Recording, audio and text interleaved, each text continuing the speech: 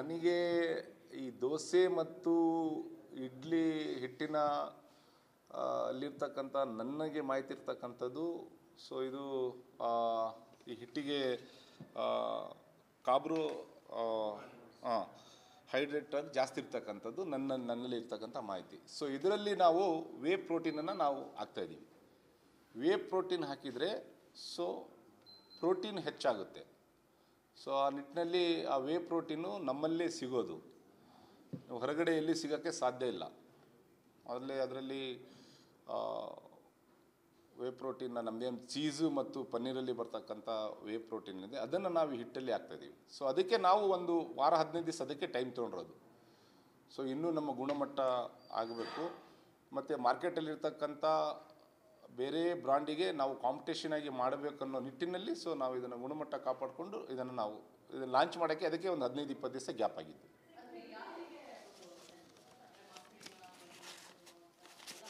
ಪೌಷ್ಟಿಕತೆ ಎಲ್ಲರಿಗೂ ಬೇಕಲ್ಲ, ಪ್ರೋಟೀನ್ ಯುಕ್ತ ಆಹಾರ ಪ್ರತಿಯೊಬ್ಬರಿಗೂ ಬೇಕು. ವಿಶೇಷವಾಗಿ ಯುವಕರು ಮತ್ತು ಯಾರು ಜಿಮ್ನಾಸ್ಟಿಕ್ ಹೋಗ್ತಾರೆ ಅವರಿಗೆ ಬ್ರೇಕ್ಫಾಸ್ಟಲ್ಲಿ ಇದುವರೆಗೂ ನಾವು ಪ್ರೋಟೀನ್ ಅಂಶ ಇರುವಂಥ ಫುಡ್ ಸಿಗ್ತಾ ಇರಲಿಲ್ಲ. ಸೊ ವೇ ಪ್ರೋಟೀನ್ ನಾವೇನು ವೇ ಪೌಡರ್ನ ಬಳಸಿ ಪ್ರೋಟೀನ್ ಅಂಶ ಇರುವಂಥ ಇಡ್ಲಿ ದೋಸೆ ಬ್ಯಾಟರ್ನ ನಾವು ಕೊಡ್ತಾ ಇದ್ದೀವಿ ಮಾರ್ಕೆಟಿಗೆ. ಇದಕ್ಕೆ ಜಾಸ್ತಿ ಡಿಮ್ಯಾಂಡ್ ಬರ್ಬೋದು ಮುಂದಿನ ದಿನಗಳಲ್ಲಿ ಅಂತ ಹೇಳಿ ಒಂದು ಉದ್ದೇಶ ಇಟ್ಕೊಂಡು ನಾವು ಮಾಡ್ತಾ ಇದ್ದೀವಿ. ಮತ್ತು ನಮ್ಮ ಮಾನ್ಯ ಅಧ್ಯಕ್ಷ ಹೇಳಿದಾಗೆ ಖಾಸಗಿ ಕ್ಷೇತ್ರದಲ್ಲೂ ಕೂಡ ಇಡ್ಲಿ ದೋಸೆ ಬ್ಯಾಟರ್ ಏನಿತ್ತು ಅದು ಸುಮಾರು ದಿನಕ್ಕೆ 30 ಟನ್ನಷ್ಟು ವ್ಯಾಪಾರ ಆಗ್ತಾಯಿತ್ತು. ಹಾಗಾಗಿ ನಾವು ಕೂಡ ಇದನ್ನು ಬಳಸ್ಕೊಂಡು ಮಾಡಿದ್ರೆ ನಂದಿನಿ ಬ್ರ್ಯಾಂಡಲ್ಲಿ ಹೆಸರಲ್ಲಿ ಮಾಡಿದ್ರೆ ಒಂದು ಇಮೇಜು ಜಾಸ್ತಿ ಆಗುತ್ತೆ ಮತ್ತು ಮಾರ್ಕೆಟೇ ವಿಸ್ತರಣೆ ಆಗುತ್ತೆ ಅನ್ನೋ ಉದ್ದೇಶ ಇಟ್ಕೊಂಡು ನಾವು ಮಾಡ್ತಾ ಇದ್ದೀವಿ. ಇಲ್ಲ, ಅವ್ರಿಗೆ ಗೊತ್ತಿಲ್ಲ ನಮಗೆ. ನಾವು ಈಗ 450 ml ಇಲ್ಲ, ಬಟ್ ಅಂದರೆ ಅವ್ರದ್ದು 1 kg ಇದೆ. ಬಟ್ ರೇಟ್ಸ್ ಕೂಡ ಡಿಫ್ರೆನ್ಸ್ ಇದೆಯಲ್ಲ, ರೇಟ್ಸ್ ಕೂಡ ನಾವು ಕಾಂಪಿಟೇಷನ್ ರೇಟ್ ಇಟ್ಟಿದ್ದೀವಿ. ಆಮೇಲೆ ನಮ್ಮಲ್ಲಿ ಪ್ರೋಟೀನ್ ಇದೆ. ಸೊ ನಮ್ಮಲ್ಲಿ ಪ್ರೋಟೀನ್ ಇದೆ. ಈ ಪ್ರೋಟೀನ್ ಅವರಲ್ಲಿ ಇರೋಕ್ಕೆ ಸಾಧ್ಯನೇ ಇಲ್ಲ ನನ್ನಲ್ಲಿರ್ತಕ್ಕಂಥ ಮಾಹಿತಿ. ಎಲ್ಲದರಲ್ಲಿ ಆನ್ಲೈನಲ್ಲಿ ಸಿಗೋದಂಗೆ ಮಾಡ್ತೀವಿ. ನಮ್ಮ ನಂದಿನಿ ಪಾರ್ಲರ್ಗಳಲ್ಲಿ, ಶಾಪ್ಗಳಲ್ಲಿ ನಮ್ಮ ಎಷ್ಟು ಡೀಲರ್ಗಳಿದ್ದಾರೆ ಎಲ್ಲ ಡೀಲರ್ಗಳಿಗೆ ಪ್ಲೇಸ್ಮೆಂಟ್ ಮಾಡ್ತಕ್ಕಂಥ ಕೆಲಸ ಮಾಡ್ತೀವಿ. ಸ್ವಲ್ಪ ಟೈಮ್ ಆಗುತ್ತೆ. ನಾವು 4ರಿಂದ 5 ದಿವಸದಲ್ಲಿ ನಾವು ಪ್ಲೇಸ್ಮೆಂಟನ್ನು ಮಾಡ್ತೀವಿ.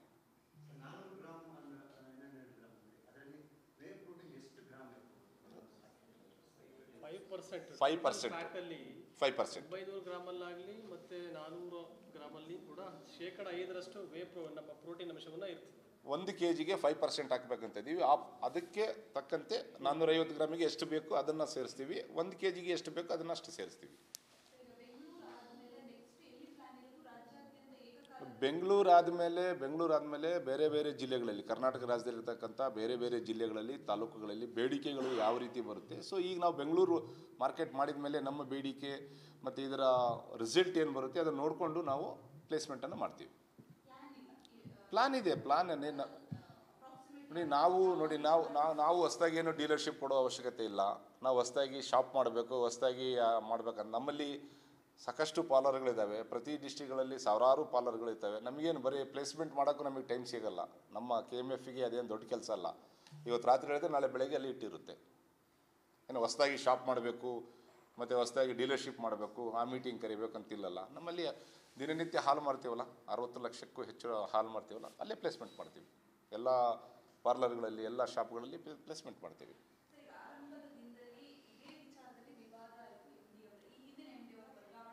No comments. ಅದ್ರ ಬಗ್ಗೆ ಇಲ್ಲ. ಅದಕ್ಕೂ ಇದಕ್ಕೆ ಯಾವುದೇ ಸಂಬಂಧ ಇಲ್ಲ. No comments. ನಾನು ಅದ್ರ ಬಗ್ಗೆ ಮಾತಾಡೋಕ್ಕೆ ಹೋಗಲ್ಲ. ನೋ ಅದನ್ನು ಕೇಳೋಕ್ಕೆ ಹೋಗಬೇಡಿ. ನೀವು ಕೆಲಸಕ್ಕೆ ಬರಲ್ಲ ವಿಚಾರಕ್ಕೆಲ್ಲ ನಾನು ಆನ್ಸರ್ ಕೊಡೋಲ್ಲ. ಇಲ್ಲ ಎಮ್ ಡಿ ಟ್ರಾನ್ಸ್ಫರ್ ಇಲ್ಲ ಅದಕ್ಕೆ ಅಲ್ಲ. ನೀವು ಗುಣಮಟ್ಟದ ವಿಚಾರನ ಮಾತಾಡಿ. ನೀವೆಲ್ಲೆಲ್ಲಿಗೋ ಹೇಳಿ. ಹೌದು, ಹೇಳಿ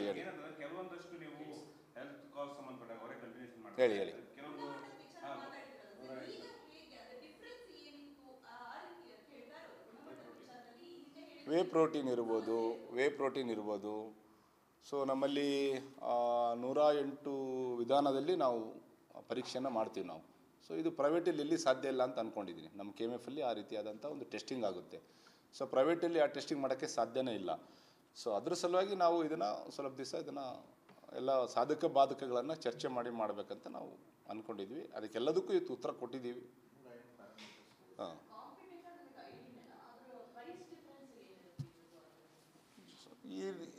ಈಗ ನಾವು ಯಾವುದೇ ಕಂಪ್ನಿ ಹೆಸರು ಹೇಳೋಕ್ಕೆ ನಾನು ಬಯಸಲ್ಲ. ಸೊ ಇಲ್ಲಿರ್ತಕ್ಕಂಥ 2 ಕಂಪ್ನಿಗಳಿದ್ದಾವೆ. ಸೊ ಅದಕ್ಕೆ ಕಾಂಪಿಟೇಷನ್ ಎಲ್ಲ, ಮತ್ತು ನಾವು ಮಾರ್ಕೆಟಿಗೆ ಬಂದಿಂದ ಕಾಂಪಿಟೇಷನ್ ಮಾಡಲೇಬೇಕು. ಖಂಡಿತ ನಾವು ಅದನ್ನೆಲ್ಲದನ್ನು ಮೆಟ್ಟಿ ನಿಲ್ತೀವಿ. 100ಕ್ಕೆ 100 ನಾವು ಕಾಂಪಿಟೇಷನ್ ಮಾಡ್ತೀವಿ. ಇನ್ನು ಒಂದು ವರ್ಷದಲ್ಲಿ ಇನ್ನೊಂದು ವಿಚಾರ, ಸೊ ಈಗೇನು ನಾವು ಮುಂದಿನ ದಿನಗಳಲ್ಲಿ ಕೂಡ ನಾವು ಎರಡೂ ಮಾರ್ಕೆಟಲ್ಲಿರ್ತಕ್ಕಂಥ ಏನು ಹಿಟ್ಟಿದೆ ಅದಕ್ಕಿಂತ ಮುಂದೆ ಹೋಗ್ತಕ್ಕಂಥ ಕೆಲಸ ನಾವು ಮಾಡ್ತೀವಿ.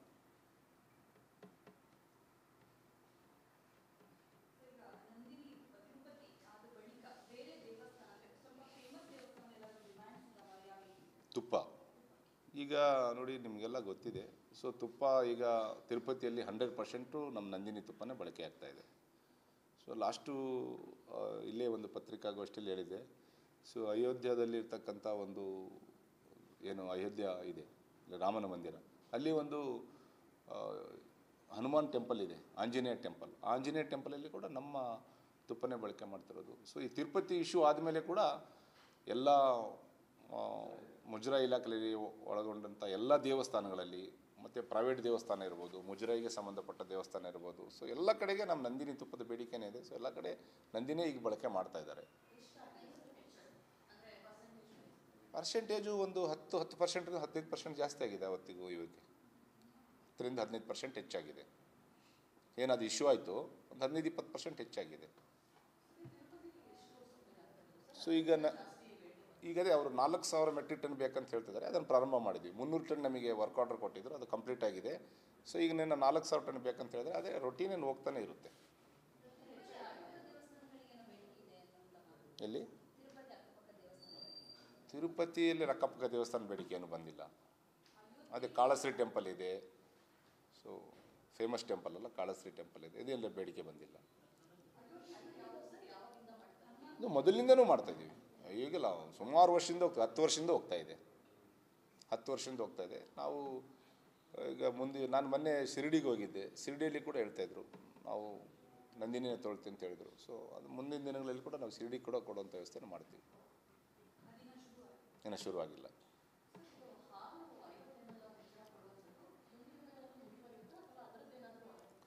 ಅದಕ್ಕೆ ನಿನ್ನೆ ಸನ್ಮಾನ್ಯ ಮುಖ್ಯಮಂತ್ರಿಗಳು ಸಭೆ ಕರೆದಿದ್ರು ನಮಗೆ. ಈ ಏನು ಕಳೆದ ಒಂದು 2 ತಿಂಗಳ ಹಿಂದೆ ಸೊ ರಾಮನಗರ ಜಿಲ್ಲೆ ಮಾಗಡಿಯಲ್ಲಿ ಆದಂಥ ಒಂದು ಫಂಕ್ಷನ್ನಲ್ಲಿ ಕಾರ್ಯಕ್ರಮದಲ್ಲಿ ಸಹಕಾರ ಸಚಿವರು ಮತ್ತು ಪಶುಸಂಗೋಪನೆ ಸಚಿವರು ಮತ್ತು ಅನೇಕ ಜನ ನಮ್ಮ ಸಹಕಾರಿ ಧುರೀಣರು, ಅಲ್ಲಿ ನಮ್ಮ ಸಹಕಾರಿ ಕ್ಷೇತ್ರ ಇರ್ತಕ್ಕಂಥ ಅನೇಕ ಜನ ಹಿರಿಯರು ಒಂದು ಬೇಡಿಕೆನ ಇಟ್ಟಿದ್ದರು. ಸೊ ರೈತರು ಕಷ್ಟದಲ್ಲಿದ್ದಾರೆ, ಒಂದು ಮಿನಿಮಮ್ 5 ರೂಪಾಯಿ ಕೊಡಬೇಕು ಅನ್ನೋದೊಂದು ಬೇಡಿಕೆಯನ್ನು ಸನ್ಮಾನ್ಯ ಮುಖ್ಯಮಂತ್ರಿ ಮುಂದಿಟ್ಟಿದ್ರು. ಅದರ ಸಂಬಂಧ ನಿನ್ನೆ ನಮಗೆ ಒಂದು ಸಭೆಯನ್ನು ಮಾಡಿದರು.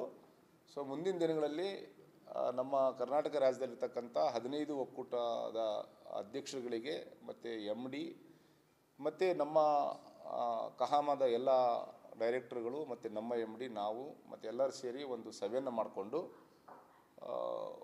ಸಂಕ್ರಾಂತಿ ಆದಮೇಲೆ ಸನ್ಮಾನ್ಯ ಮುಖ್ಯಮಂತ್ರಿಯವರಿಗೆ ಭೇಟಿ ಮಾಡ್ತೀವಿ ಅಂತೇಳಿ ನಾವು ಕೇಳ್ಕೊಂಡಿದ್ದೀವಿ. ಸಂಕ್ರಾಂತಿ ಆದಮೇಲೆ ಒಂದು ದಿನಾಂಕವನ್ನು ಕೊಡ್ತಾರೆ. ಅಲ್ಲಿ ಏನು ಚರ್ಚೆ ಆಗುತ್ತೆ ಅದನ್ನು ನಾನು ನಿಮ್ಮ ಮುಂದೆ ಹೇಳ್ತೀನಿ. ಅದು ಖಂಡಿತ ನಾವು 50 ml ವಿಡ್ರಾ ಮಾಡ್ಕೋಬೇಕಂತೇಳಿ ಇದ್ದೀವಿ. ಸೊ ಸಂಕ್ರಾಂತಿ ಆದಮೇಲೆ ಅದನ್ನು ವಿಡ್ರಾ ಮಾಡ್ತೀವಿ ಅಂದ್ಕೊಂಡಿದ್ದೀವಿ. ಆ ಹೆಚ್ಚುವರಿ ಆಗೋದು ಅದು ಅಲ್ಲಿನ ಸಭೆಯಲ್ಲಿ ತೀರ್ಮಾನ ಆಗುತ್ತೆ. ಸನ್ಮಾನ್ಯ ಮುಖ್ಯಮಂತ್ರಿ ಅಧ್ಯಕ್ಷತೆಯಲ್ಲಿ ನಡೆಯುವಂಥ ಸಭೆಯಲ್ಲಿ ತೀರ್ಮಾನ ಆಗುತ್ತೆ. ಆ ಸಭೆಯಲ್ಲಿ ಏನು ತೀರ್ಮಾನ ಆಗುತ್ತೆ ಅದು ಅವತ್ತು ನಾವು ಹೇಳ್ತೀವಿ. ಈ 50 ml ವಿಡ್ರಾ ಮಾಡೋದು ಕೂಡ ಅವತ್ತೇ ತೀರ್ಮಾನ ಆಗುತ್ತೆ.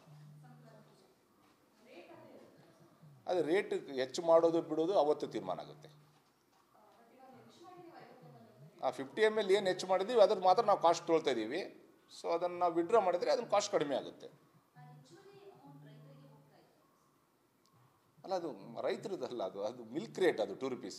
50 ml ಮಿಲ್ಕ್ ರೇಟನ್ನು ತೊಗೊಂಡಿದ್ದೀವಿ ನಾವು ಅಷ್ಟೇ, ಹಾಲ್ ರೇಟ್ ತೊಗೊಂಡಿದ್ದೀವಿ. ಅದು ರೈತರಿಗೆ ಕೊಡೋದಿಲ್ಲ. ಲೀಟರ್ಗೆ 42 ರೂಪೀಸ್ ಇತ್ತು, 50 ml ಹೆಚ್ಚು ಮಾಡಿ 44 ರೂಪಾಯಿ ತೊಗೊತಾ ಇದ್ದೀವಿ.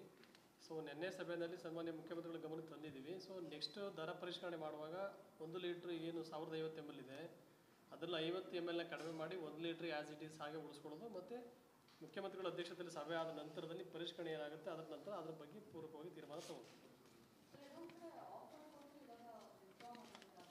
ಇಲ್ಲ ನೋಡಿ, ನಾನು ನಾನು ನಾನು ಸ್ಪಷ್ಟವಾಗಿ ಹೇಳಿದ್ದೀನಿ ಕಳೆದ ಬಾರಿ ಈ 50 ml ಬಗ್ಗೆ. ನಾವು 50 ml ಹಾಲನ್ನು ಕೊಡ್ತಿರೋದು 50 ml ಕಾಸ್ಟ್ ತೊಗೊಂಡಿದ್ದೀವಿ ಹೊರತು ನಾವು ಯಾವುದೇ ದರ ಹೆಚ್ಚು ಮಾಡಿಲ್ಲ. ಅದನ್ನು ರೈತರಿಗೆ ಪಾಸ್ ಆನ್ ಮಾಡ್ತಕ್ಕಂಥ ಪ್ರಶ್ನೆ ಬರಲ್ಲ ಅಂತ ಹೇಳಿದ್ದೀನಿ. ನಾವು 50 ml ಹಾಲನ್ನು ಕೊಡ್ತಾ ಇದ್ದೀವಿ, ಆ 50 ml ಕಾಸ್ಟ್ ತೊಗೊಂಡಿದ್ದೀವಿ. ಈಗ ನಾವು 50 ml ವಿಡ್ರಾ ಮಾಡಿಕೊಂಡ್ರೆ 2 ರೂಪಾಯಿ ಕಡಿಮೆ ಮಾಡ್ತೀವಿ ಇಷ್ಟೇ. ರೀಸನ್ ಏನಿಲ್ಲ, ಹಾಲು ನಮಗೆ ಜಾಸ್ತಿ ಬರ್ತೈತಲ್ಲ, 1 ಕೋಟಿಗೆ ರೀಚ್ ಆಗಿದ್ವಲ್ಲ, ಹಾಲು ಜಾಸ್ತಿ ಬಂತಲ್ಲ. ಸೊ ಹಾಗಾಗಿ 60 ಲಕ್ಷ ಪಾಕೆಟಿಗೆ 50 ml ಹಂಗೆ ನಾವು ಎಕ್ಸ್ಟ್ರಾ ಮಾಡಿದರೆ ಸೊ ಹಾಲ್ ಸೇಲ್ಸ್ ಆಗುತ್ತೆ, ಮಾರ್ಕೆಟ್ ಆಗುತ್ತೆ. ಆ ಉದ್ದೇಶದಿಂದ 50 ml ಅನ್ನು ಕೊಟ್ಟು 50 ml ಕಾಸ್ಟ್ ತೊಗೊಂಡು, ಅದು ನೋಡಿ 50 mlದು 2 ರೂಪಾಯಿ 15 ಪೈಸೆ ಆಗುತ್ತೆ. ನಾವು ಅದನ್ನು 2 ರೂಪಾಯಿನೇ ತೊಗೊಂಡಿವಿ, 15 ಪೈಸೆ ನಾವು ಕಡಿಮೆ ತೊಗೊಂಡಿವಿ. 90 ಲಕ್ಷ ಇದೆ, 10 ಲಕ್ಷ ಕಡಿಮೆ ಆಗಿದೆ. ಸೊ ಇದು ರೊಟೀನ್ ಏನಿದು, 3 ತಿಂಗಳಿಗೆ ಅಪ್ ಆ್ಯಂಡ್ ಡೌನ್. ಅದು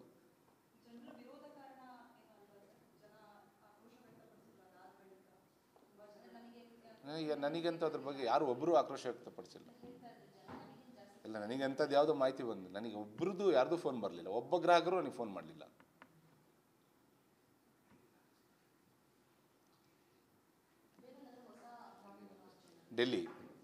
ದೆಹಲಿನಲ್ಲಿ ನೋಡಿ, ನಾವು ಇವತ್ತು ನಮ್ಮ ಸನ್ಮಾನ್ಯ ಮುಖ್ಯಮಂತ್ರಿಗಳ ಅಮೃತ ಹಸ್ತದಿಂದನೇ ಕಳೆದ ತಿಂಗಳು 21ನೇ ತಾರೀಕು ನಾವು ಪ್ರಾರಂಭ ಮಾಡಿದ್ವಿ.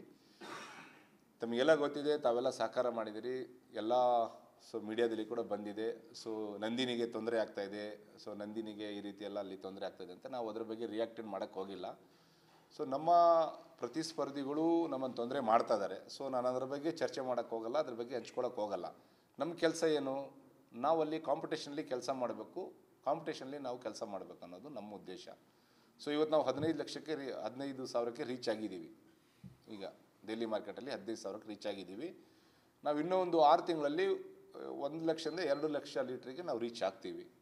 ಸೊ ಅವ್ರು ಏನೇ ತೊಂದರೆ ಕೊಟ್ಟರು ಕೂಡ ನಾವಲ್ಲಿ ಮೆಟ್ಟಿ ನಿಲ್ತೀವಿ, ಅಲ್ಲಿ ಮಾರ್ಕೆಟಿಂಗ್ ಮಾಡ್ತೀವಿ. 1 ವರ್ಷದಲ್ಲಿ 4ರಿಂದ 5 ಲಕ್ಷ ಲೀಟ್ರಿಗೆ ನಾವು ಗುರಿಯನ್ನು ಮುಟ್ಟುವಂಥ ಕೆಲಸವನ್ನು ಮಾಡ್ತೀವಿ. ಸೊ ಇನ್ನೊಂದು ವಿಚಾರ, ಜನವರಿ ತಿಂಗಳು ಸಂಕ್ರಾಂತಿ ಆದ ಬಳಿಕ ನಾವು ರಾಜಸ್ಥಾನದಲ್ಲಿ ಕೂಡ ಮಾರ್ಕೆಟಿಂಗನ್ನು ಪ್ರಾರಂಭ ಮಾಡ್ತಾಯಿದ್ದೀವಿ. ಜೈಪುರಲ್ಲಿ ಸಂಕ್ರಾಂತಿ ಬಳಿಕ ದಿನಕ್ಕೆ ಪ್ರಥಮ ಹಂತದಲ್ಲಿ ನಮಗೆ 20ರಿಂದ 25,000 ಲೀಟ್ರ್ ಬೇಡಿಕೆ ಬಂದಿದೆ. ರಾಜಸ್ಥಾನದಲ್ಲಿ ಜೈಪುರದಲ್ಲಿ ಪ್ರಾರಂಭ ಮಾಡ್ತೀವಿ. ಮುಂದಿನ ದಿನಗಳಲ್ಲಿ ಕೂಡ ಬೇರೆ ಬೇರೆ ಸ್ಟೇಟ್ಗಳಲ್ಲಿ ನಾವು ಶಿವಮೊಗ್ಗ ಯೂನಿಯನ್ನಿಂದ ಕೂಡ ಬೇರೆ ರಾಜ್ಯಗಳಲ್ಲಿ ಕೂಡ ಪ್ರಾರಂಭ ಮಾಡ್ತಕ್ಕಂಥ ಚಿಂತನೆಯನ್ನು ಮಾಡ್ತಿದ್ದೀವಿ. ನಾವು ನಿಮ್ಮ ಮುಂದೆ ಹಂಚ್ಕೊಳ್ತೀವಿ. ಇಂಡೋರು ಮತ್ತು ಭೋಪಾಲ್ ಶಿವಮೊಗ್ಗ ಯೂನಿಯನ್ನಿಂದ ಮಾಡಬೇಕಂತ ಅಂದ್ಕೊಂಡಿವಿ. ಅದು ಫೆಬ್ರವರಿಯಲ್ಲಿ ಮಾಡ್ತೀವಿ. ಇಲ್ಲ, ಅಲ್ಲೇನೂ ಮಾರ್ಕೆಟಿಂಗ್ ಮಾಡ್ತೀವಿ. ಅಲ್ಲಿ ನಮ್ಮ ನಂದಿನಿ ಮಾರ್ಕೆಟಿಂಗ್ ಇಲ್ಲ, ಅಲ್ಲೇನೂ ಮಾರ್ಕೆಟಿಂಗ್ ಮಾಡ್ತೀವಿ. ಈಗ ಡೆಲ್ಲಿ ಏನು ಪ್ರಾರಂಭ ಮಾಡಿದ್ದೀವಿ ಹಂಗೆ ಅಲ್ಲೇನೂ ಪ್ರಾರಂಭ ಮಾಡ್ತೀವಿ. ಮುಂಬೈಯಲ್ಲಿ ದಿನಕ್ಕೆ 2 ಲಕ್ಷ ಲೀಟ್ರ್ ಹೋಗ್ತಾಯಿದೆ ನಮ್ಮದು, ಚೆನ್ನಾಗಿದೆ. 2 ಲಕ್ಷಕ್ಕೂ ಹೆಚ್ಚು ಲೀಟ್ರ್ ಹೋಗ್ತಾಯಿದೆ. ಇನ್ನು ಅಲ್ಲಿ ಜಾಸ್ತಿ ಮಾಡ್ತಕ್ಕಂಥದ್ದನ್ನು ಕೂಡ ಪ್ರಯತ್ನವನ್ನು ಮಾಡ್ತಾಯಿದ್ದೀವಿ.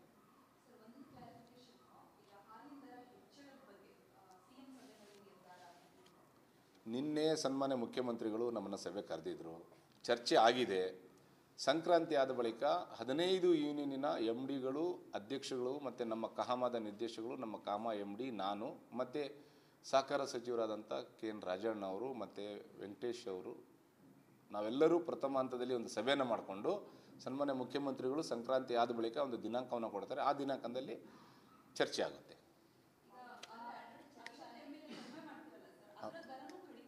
ಕಡಿತ ಆಗುತ್ತೆ. ಈಗ ನೋಡಿ, ಈಗ 44 ರೂಪಾಯಿ ತೊಗೊಳ್ತಾ ಇದ್ದೀವಿ ನಾವು. 50 ml ವಿಡ್ರಾ ಮಾಡಿದರೆ 42 ರೂಪಾಯಿಗೆ ಬಂತು. ಸೊ ಅವತ್ತು ಏನು ಹಾಲಿನ ರೇಟ್ ಹೆಚ್ಚಾಗುತ್ತೆ ಅದು ಹೆಚ್ಚು ಆಗುತ್ತೆ. ಗೊತ್ತಿಲ್ಲ. ರೈತರ ಬೇಡಿಕೆ 5 ರೂಪಾಯಿ ಇದೆ. ಆ ಬೇಡಿಕೆ ಏನಿದೆ, ರೈತರ ಬೇಡಿಕೆ, ಅದನ್ನು ನಾವು ಸನ್ಮಾನ್ಯ ಮುಖ್ಯಮಂತ್ರಿ ಮುಂದೆ ಇಡ್ತೀವಿ. ಸನ್ಮಾನ್ಯ ಮುಖ್ಯಮಂತ್ರಿಯವರು ಏನು ತೀರ್ಮಾನ ಮಾಡ್ತಾರೆ ನಾನು ಅವತ್ತು ನಿಮಗೆ ತಿಳಿಸ್ತೀನಿ. ಮುಖ್ಯಮಂತ್ರಿಗಳು, ಉಪಮುಖ್ಯಮಂತ್ರಿಗಳು, ಸಹಕಾರ ಸಚಿವರು, ಪಶುಸಂಗೋಪನೆ ಸಚಿವರು, ಸರ್ಕಾರ ಏನು ತೀರ್ಮಾನ ಮಾಡುತ್ತೆ ನಾವು ನಿಮ್ಮ ಮುಂದೆ ಬಂದು ತಿಳಿಸ್ತೀವಿ.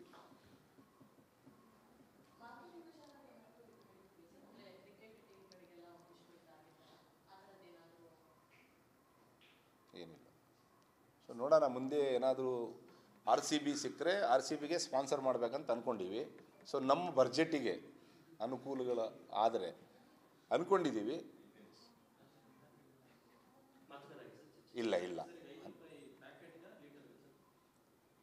1 ಲೀಟ್ರ್ ಹಾಲಿಗೆ ಅಲ್ಲ, ರೈತರ ಬೇಡಿಕೆ ಇರೋದು 5 ರೂಪಾಯಿ ಕೊಡಬೇಕು ಅನ್ನೋದು ರೈತರ ಬೇಡಿಕೆ ಇದೆ. ಆ ಬೇಡಿಕೆಯನ್ನು ಸನ್ಮಾನ್ಯ ಮುಖ್ಯಮಂತ್ರಿಗಳು ಸರ್ಕಾರ ಮುಂದಿಡ್ತೀವಿ. ಅಲ್ಲಿ ಏನು ತೀರ್ಮಾನ ಆಗುತ್ತೆ ಸರ್ಕಾರ ಮಟ್ಟದಲ್ಲಿ, ಅದಾದಮೇಲೆ ತಮಗೆ ತಿಳಿಸ್ತೀನಿ.